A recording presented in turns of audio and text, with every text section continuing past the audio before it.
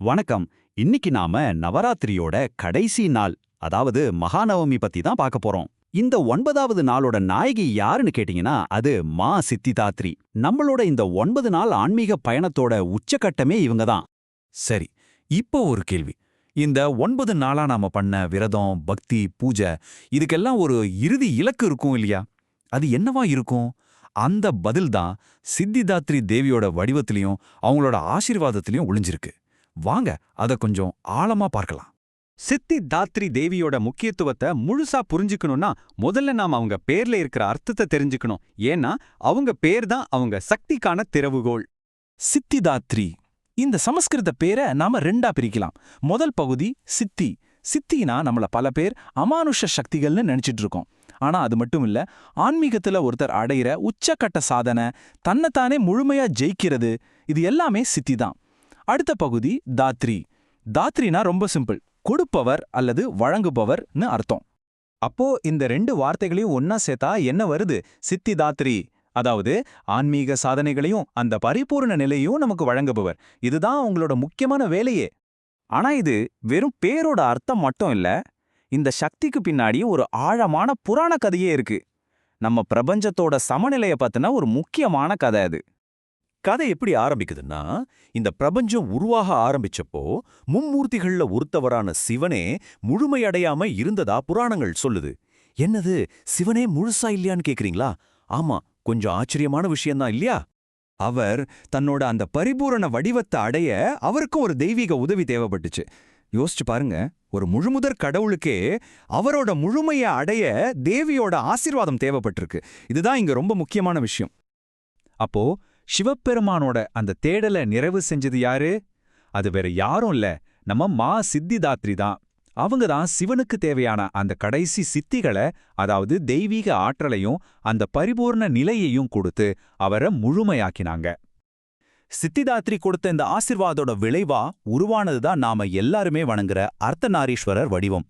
சிவனும் சக்தியும் சரிபாதியா இணைஞ்ச அந்த வடிவம். இது ஆண் பெண் ஆற்றல்களோட ஒருங்கிணைப்புக்கு மட்டும் அடையாளம் இல்ல, பிரபஞ்சத்தோட சமநிலைக்கும் ஆன்மீக ஒற்றுமைக்கும் இது ஒரு உச்சக்கட்ட சின்னம். சரி, இந்த கதைக்கும் சித்திதாத்ரி தேவியோட உருவத்துக்கும் ஒரு நேரடி தொடர்பு இருக்கு. அவங்களோட தோற்றமே அவங்க கிட்ட இருக்கிற அந்த பரிபூர்ண தன்மையை நமக்கு அப்படியே எடுத்து சொல்லும். அவங்களோட உருவத்தை பாத்தீங்கன்னா ஒரு தாமரை மலர் மேல ரொம்ப அமைதியா உட்கார்ந்துருப்பாங்க. அவங்க முகத்துல தெரியற அந்த தெய்வீகமான அமைதி இருக்கு பாருங்க, அதுதான் ஒரு ஆன்மீக பயணம் முழுமையடையும் போது கிடைக்கிற அந்த உச்சகட்ட மனநிறைவை காட்டுது. அவங்களோட 4 கைகள்லையும் ரொம்ப முக்கியமான சின்னங்கள் இருக்கும். தாமரை தூய்மையையும் ஞானத்தையும் குறிக்கும். கதை நம்மளோட சக்திய சொல்லும். சங்கு பிரபஞ்சத்தோட மூல ஒளியான ஓங்காரத்தை குறிக்கும். கடைசியா சக்கரம் தர்மத்தையும் பிரபஞ்ச ஒழுங்கையும் குறிக்கும். ஒவ்வொன்றுக்கும் ஒரு ஆழமான அர்த்தம் இருக்கு. சரி, சித்திதாத்ரியை நாம வழிபடுற இந்த 9வது நாளுக்குன்னு ஒரு விசேஷமான நிறம் இருக்கு. அதுதான் ஊதா நிறம். ஊதா நிறம்னா அதுக்கு என்ன அர்த்தம்? பொதுவாவே இந்த நிறம் நம்ம லட்சியம், ஆன்மீக தேடல், அப்புறம் தெய்வீக ஞானம், இது எல்லாத்தோடையும் சம்பந்தப்பட்டது. சித்திதாத்ரி தேவியோட அருளால கிடைக்கிற ஆன்மீக வெற்றிகளுக்கும் இந்த நிறத்துக்கும் எவ்வளவு பொருத்தம் பாருங்க.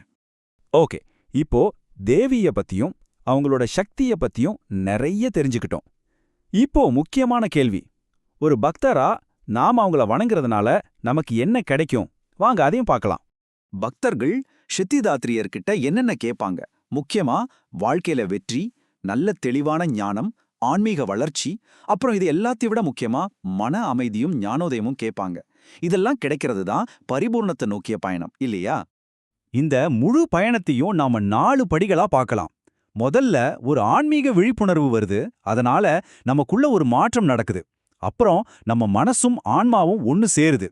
கடைசியா சித்திதாத்ரி தேவி அருளால அந்த தெய்வீகத்தை உணர்றோம். இதுதான் அந்த முழுமையான நிலை. தேவிக்கு அர்ப்பணிக்கப்பட்ட இந்த புனிதமான மந்திரம் நம்ம பக்தியையும் மரியாதையையும் அழகா வெளிப்படுத்துது. வாங்க நாமளும் ஒரு தடவை சொல்லலாம். ஓம் தேவி சித்திதாத்ராயே நமக. நம்ம இந்த முழு விளக்கத்தோட மைய கருத்துக்கே இப்பொழு வரோம். சித்திதாத்ரிங்கிறது பரிபூரணத்தையும் நிறைவையும் குறிக்குது. இப்போ கேள்வி உங்ககிட்ட தான்.